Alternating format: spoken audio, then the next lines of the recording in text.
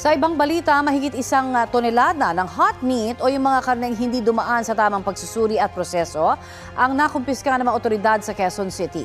Ayon sa mga otoridad, posible ang pagmulan ng sakit. Balitang hatid ni James Agustin.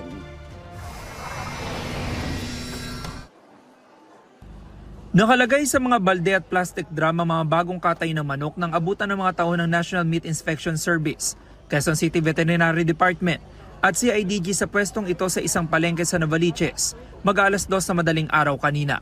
Kinumpiska ang mga manok na mishandled umano. Ang sabi nila, ang bawal yung yung galantina. Idukot naman yan. Dukot na.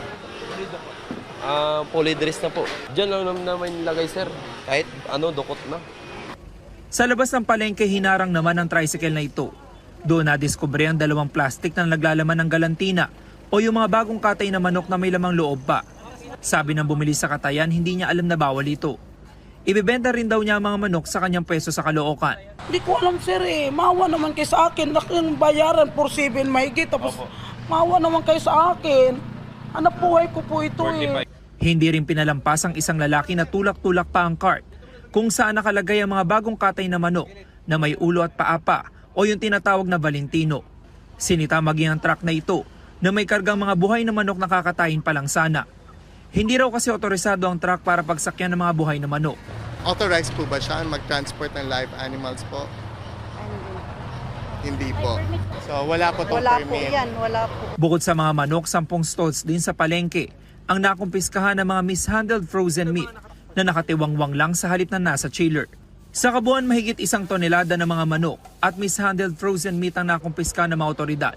Inisyuhan ng notice of violation at confiscation receipt ang mga nagtitinda. Ito pong ating nahuli ngayon ay mga karne, particularly mga manok na hindi po dumaan sa masusing pagsusuri ng ating meat inspectors. Meron din po tayo nahuling frozen meat na mishandle.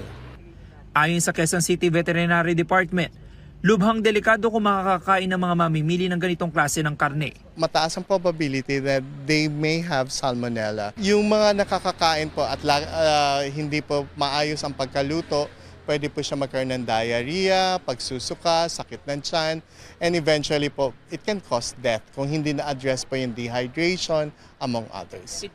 I-issuehan din ng show cause order ang ilang katayan kung saan nagmula ang mga nakumpiskang manok. Ina-assure natin ng public na hindi tayo magpapabaya.